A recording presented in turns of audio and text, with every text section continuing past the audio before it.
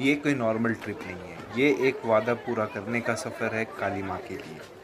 रांची से मैं अपने पूरे परिवार के साथ जा रहा था बिहार के एक छोटे से गांव में, जहां हर साल होती है होली के कुछ समय बाद काली माँ की एक बहुत बड़ी पूजा। जमुनिया नदी के ऊपर एक ब्यूटीफुल सनसेट देखने के बाद मैंने देखा कि कैसे इंजन चेंज होता है और ये अंकल कर रहे थे। फिर मैं पहुंच चुका था अपने डेस्टिनेशन सुल्तानगंज स्टेशन पे। यहाँ से हमारा गांव 12 किलोमीटर की दूरी पे है, पर हमें पहले जाना था गंगा जी के दर्शन करने के लिए और हम पहुंच चुके थे गंगा घाट।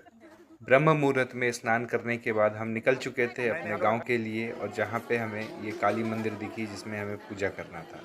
यहाँ सिर्फ पूजा नहीं होती, यहाँ आस्था दिखती है। लोग दूर दूर से आते हैं अपनी मन्नतों के साथ। मान्यताएं हैं, अगर काली माँ से मांगी हुई इच्छा पूरी हो जाए तो लोग यहाँ बकरा चढ़ाते हैं।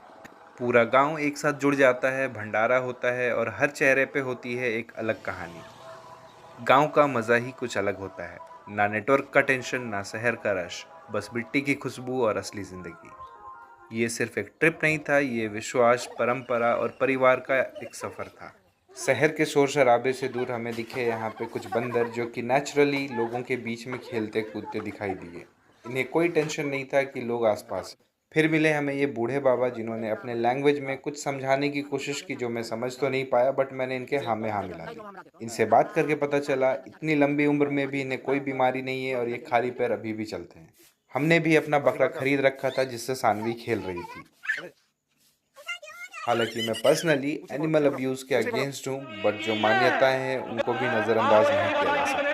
काफ़ी लोग दूर दूर से यहाँ पे अपनी मन्नतों को पूरा करने के लिए आते हैं, यहाँ आरती देखते हैं और अपने घर इस प्रसाद को ले जाकर के पूरे परिवार के साथ खाते हैं। फिर मैंने भी देखा काली माँ की एक भव्य आरती जो कि इसके प्रांगण में की जा रही थी। यहाँ की वाइब इतनी अलग थी, इतनी पॉजिटिव थी कि मुझे कहीं और जाने की इच्छा नहीं हो रही थी। आरती देखने के बाद हमें मालूम चला कि हमारे भी बकरे का बलि हो चुका है। उसे उठा करके हाथों में हम चल पड़े घर की ओर। घर पहुंच के इसे क्लीन करने के बाद हम इसे ट्रेडिशनल स्टाइल में कुक करने वाले थे, देसी चूल्हे पे। फैमिली के काफ़ी सारे लोग थे, बट मैं और मेरे अंकल ने जिम्मेदारी ली इसको कंप्लीट करने की। 2 घंटे की कड़ी मेहनत और मशक्क़त के बाद हमारा प्रसाद जा कर के रेडी हुआ और हमने पूरे परिवार के साथ इस प्रसाद को ग्रहण किया।